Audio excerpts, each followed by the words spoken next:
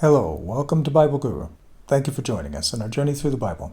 Genesis chapters 31 through 34. Now I know last time we talked about Genesis chapter 31. These four chapters have a kind of unified theme, and that is that Jacob has conflict with a bunch of people. So I'd like to take a look at each of these chapters, all of these chapters together, based on that theme. How do we handle conflict? Let me just share with you a story, something that happened to me. If I had not been told that the bank account that I had had for 5 years was illegal, and if the 3-day process to fix it had not lasted 7 weeks, and if during that time I had not been called back to the bank to bring more documentation 12 times, and if $600 had not been stolen from my initial bank deposit, and if that initial deposit had not taken 45 minutes to make, and if I had not been called back to the bank as soon as I got home to pick up my deposit, since it could not be put into that new account, and if the new Visa card that I had been given from that account had not been rejected 5 times, and if I had not had to make 3 trips to the bank to get that card registered properly, and if that had not meant 2 different 1-hour visits with the assistant manager,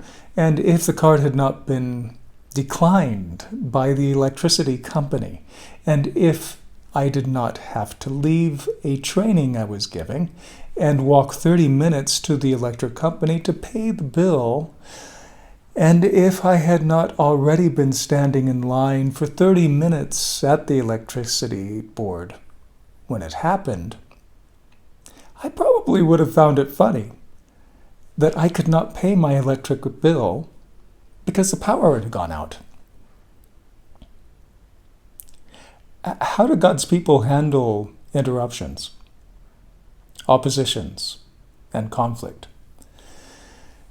In chapter 31, Jacob receives guidance from God that it's time for him to leave his father-in-law Laban's home, and his wives agree to his plan.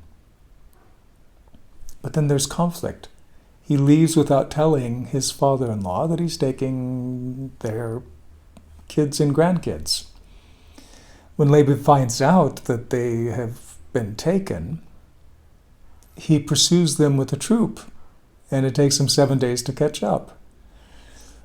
We don't really know what Laban had planned to do, but it looks like he had evil intent because he says, I have the power to hurt you. There's also a subtext in that story of another secondary conflict story. The conflict between the father and the daughter. This conflict is not resolved, but we see that Rachel is lying to her father to cover up her stealing. The next morning, Laban kisses the grandchildren, and he blesses his daughters, and then he returns home. So that conflict is all resolved, but man, what a conflict. Then in chapter 32, we see that there's conflict between God and Jacob. Chapter 32, verse 1 says, Jacob also went on his way, and the angels of God met him. When Jacob saw them, he said, this is the camp of God. So he named that place Mahanaim, which means 2 camps. So you have the camp of God, I guess, and you have Jacob's camp. We'll see the conflict between Jacob and Esau in just a minute. Here we see the relationship Jacob has with God. As God sends his angels, his messengers, to speak to or comfort him, we don't read anything about the interaction that Jacob has with them, just that he knew that they were there. And because of that, he names the place. But then after Jacob prepares to meet Esau, as he's stressed out and separates himself from the considerable crowd that's traveling with him, God, or an angel, it depends on which verse you're reading, meets with Jacob in a very unusual way. So Jacob was left alone, and a man wrestled with him till daybreak. When the man saw that he could not overpower him, he touched the socket of Jacob's hip, so that His hip was wrenched as he wrestled with the man. Then the man said, "Let me go, for it is daybreak." But Jacob replied, "I will not let you go unless you bless me." The man said to him, "What's your name?" "Jacob," he answered. Then the man said, "Your name will no longer be Jacob, but Israel, because you have wrestled or struggled with God and with humans and have overcome." Jacob said, "Please tell me your name." But he replied, "Why do you ask my name?" Then he blessed him there. So Jacob called the place Peniel, which means face of God, saying, "It is because I saw God's face to face, and yet my life is spared." The sun rose above him as he passed Peniel, and he was limping because of his hip. Now, a couple of lessons from Jacob's conflict with God. Jacob didn't meet with God till he got away from the crowds and the circumstances. I think that this is often the case with all of us. We have to get away and spend time alone with God before we're really going to have that kind of interaction with Him that will change us and in turn change our circumstances. Two, and the second lesson is just really fascinating to me, that God is willing to struggle with Jacob. He's willing to struggle with us until we are able to attain victory. Three, God wasn't changed by the struggle, but Jacob was. His name was changed. He's no longer called supplanter or heel catcher, no longer called Jacob.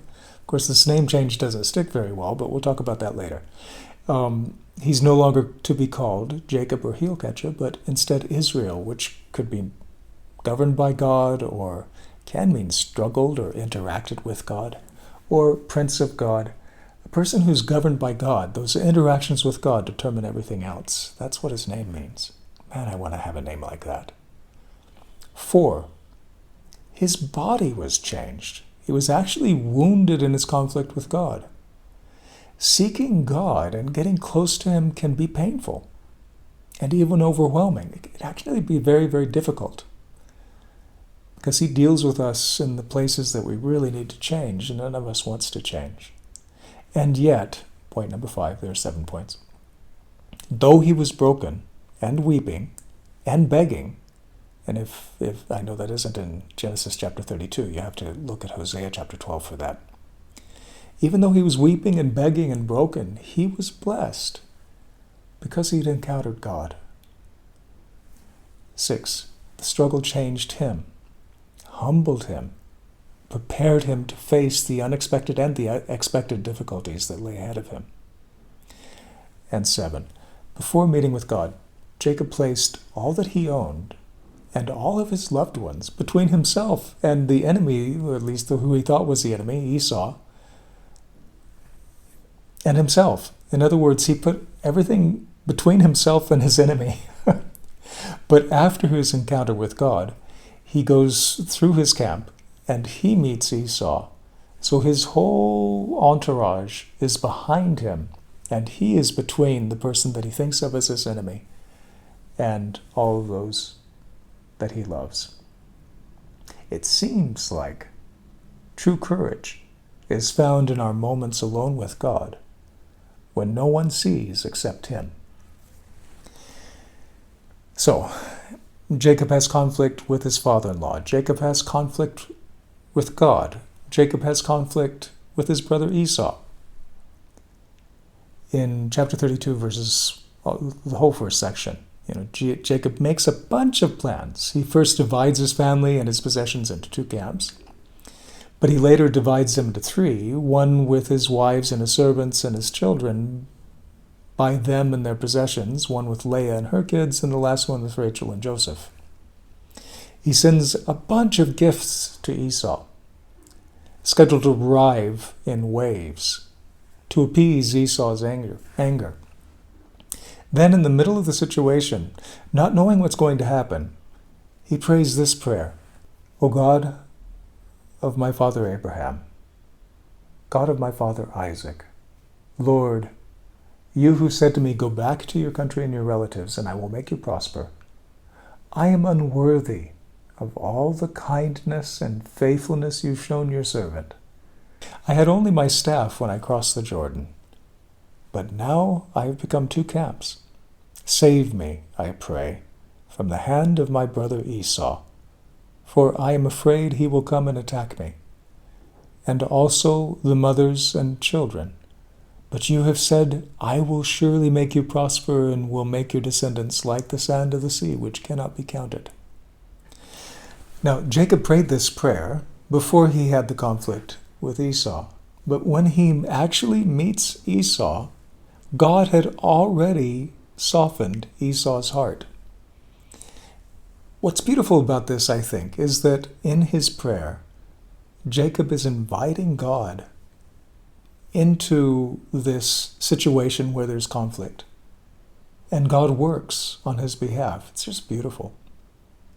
Whatever murderous intent Esau had had in his heart had long since died away. Or maybe while they were on their way to meet Esau, it melted away. Jacob apparently still, even in that situation, he was not fully comfortable with this. He didn't fully believe that Esau had changed. So he convinces his brother to go home to the area of Seir without him. Then he goes to Succoth, the area of Shechem. It's interesting because God had told him to go back to the land of Isaac, to go back where Esau was. But to avoid conflict, he goes to Succoth. So we have this conflict that is resolved before it even takes place by God. Then in chapter 34, we see more conflict. Conflict between Jacob's sons and their neighbors. A man named Shechem, a tribal leader, raped Dinah, one of Jacob and Leah's daughters. The only daughter that's named. And she's probably named because of this situation. Though he did something horrible, this man named Shechem, he really liked Dinah, and he wanted to marry her. So he asked Jacob's family and offered to make arrangements where the families would have a marriage pact, so the families would become one. Simeon and Levi were angry, and they said, sure. And it sounds contradictory. It was. They were deceiving. Sure, we can intermarry as long as all of your men are circumcised. They actually agreed to this when they were adults. And these guys, Simeon and Levi, go in and kill all the men of that village as a kind of retribution for a rape. They just murder a bunch of people. It's just horrible.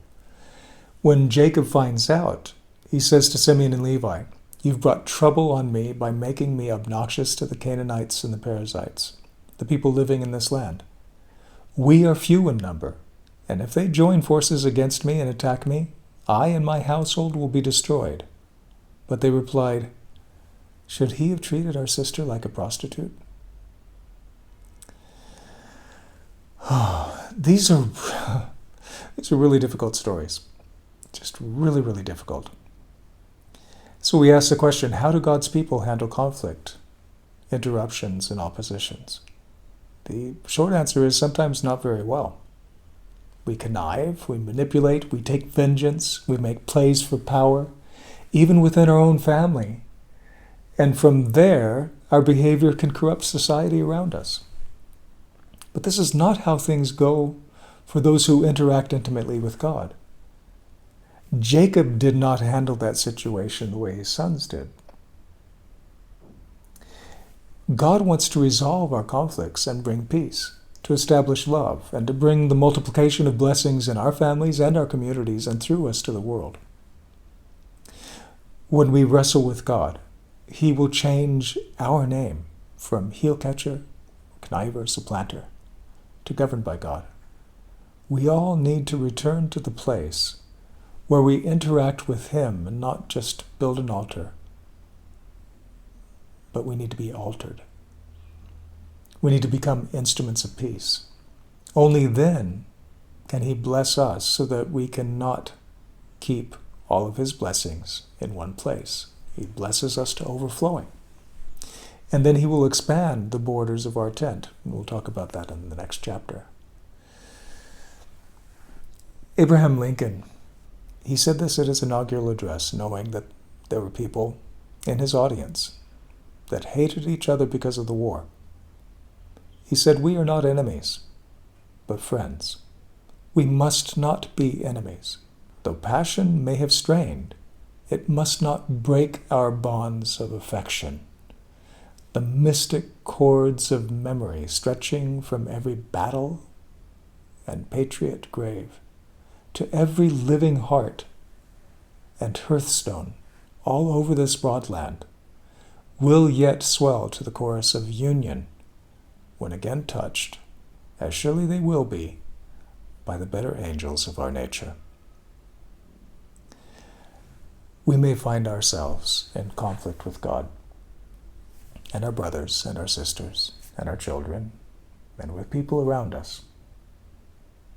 How many civil wars must we fight before we allow our hearts and our heartstrings to be plucked by the better angels of our nature and by the very hands of God? God bless you. Thank you very much for joining us. Look forward to seeing you next time.